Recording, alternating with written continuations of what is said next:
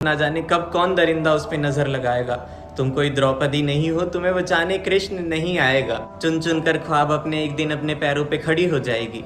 माँ ने तो भेजा था उसे डॉक्टर बनाने, पर क्या पता था उन्हें कि वो कभी लौट कर ही नहीं आएगी। रोज माँ का कॉल आता था और बताती थी, देखो माँ मेरे जैसी कितनी लड़कियां पीजी में रहती है। अरे मेरा काम तो लोगों की जान बचाना है और तुझे मेरी ही फिक्र रहती है। खूबसूरत थी पर अनजान थी ना कि हैवानियत किसी भी वक्त आ जाती है। कुछ दरिंदे होते हैं जिनका शिकार ये भोली भाली लड़कियां बन जाती है। अरे रात सिर्फ लड़कों की होती है क्या, लड़कियों की नहीं होती? क्यों आज भी शहर की हर गली में सीसीटीवी कैमरे लगने के बाद भी लड़कियों को ये कहा जाता है कि घर से रात को मत निकला करो, पर फिर भी किसी इमरजेंसी या फिर किसी ऑफिशियल वर्क की वजह से उसे घर से बाहर निकलना पड़े तो उसके साथ ये सब हो जाता है। और ये तो शहर की बातें हैं जो चिंगारी को आग बना देती हैं, लाइमलाइट पकड़ लेती हैं, पर आज भी भारत के कई सारे गाँव में न जाने क्या क्या होता है जिस बात से पूरा देश बेखबर है। आज भी किसी गाँव में अगर किसी लड़की के साथ कुछ ऐसा वैसा होता है तो ना तो सीसीटीवी कैमराज होते और ना ही सिस्टम होते हैं तो सिर्फ कुछ पछतावे के आंसू। और यही हुआ कोलकाता में एक 31 साल की डॉक्टर के साथ। कोलकाता में जो हुआ इस इंसिडेंट ने पूरे देश को हिला के रख दिया है। ना सिर्फ मेडिकल कॉलेजेस या फिर हॉस्पिटल्स,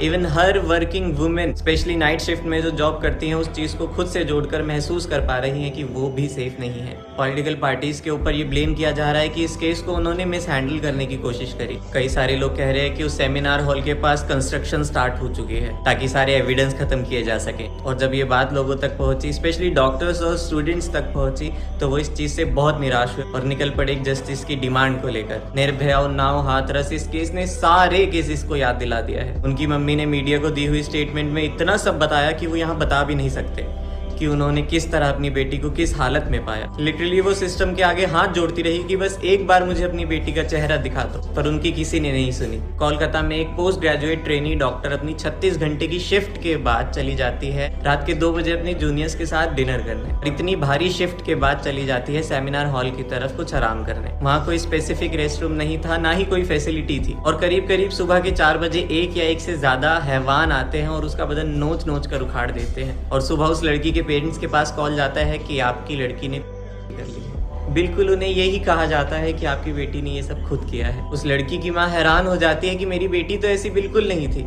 और चली जाती है उससे मिलने। पर 8 घंटे तक उसकी माँ मिन्नतें करती है उस हॉस्पिटल से कि मुझे मेरी बेटी का चेहरा देखने दो, पर उन्हें नहीं देखने दिया जाता। और जब इस बारे में तहकीकात होती है, ऑटोप्सी होती है उस लड़की की, तो धीरे धीरे पता चलता है कि उस मासूम के साथ कैसी हैवानियत की गई थी। उसकी बेली, उसकी फिंगर्स, उसके लिप्स, उसके हाथ, हर जगह पर चोट थी। जेनिटल टॉर्चर किया गया था उसे, और उसके प्राइवेट पार्ट्स के साथ क्या क्या किया गया वो तो हम यहाँ पे बता भी नहीं सकते। इस बारे में पूरी 4 पेज की रिपोर्ट निकल कर आ गई। फिर भी उसकी माँ को उसे नहीं दिखाया गया। वो भीख मांगती रही कि एक बार मुझे मेरी बच्ची दिखा दो, पर नहीं।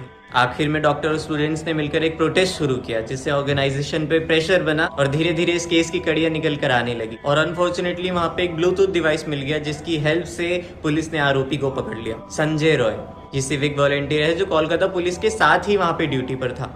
ये वही वॉलंटियर था जिसने 4 शादी करी थी और जिसकी चारों शादी टूट चुकी थी सिर्फ और सिर्फ डोमेस्टिक वायलेंस की वजह से। जिसने अपनी लास्ट वाइफ जो कि प्रेग्नेंट थी उस पर भी अटैक किया था। कुछ दिनों पहले एक नर्स के साथ बदतमीजी भी करी थी। फिर भी ये वॉलंटियर उस हॉस्पिटल में था और इसे हर डिपार्टमेंट में जाने की परमिशन थी। और इतना ही नहीं, ये वही वॉलंटियर था जो इतनी दरिंदगी करने के बाद भी आराम से जाकर सो गया। कहाँ पर? पुलिस ब्रेकर्स में।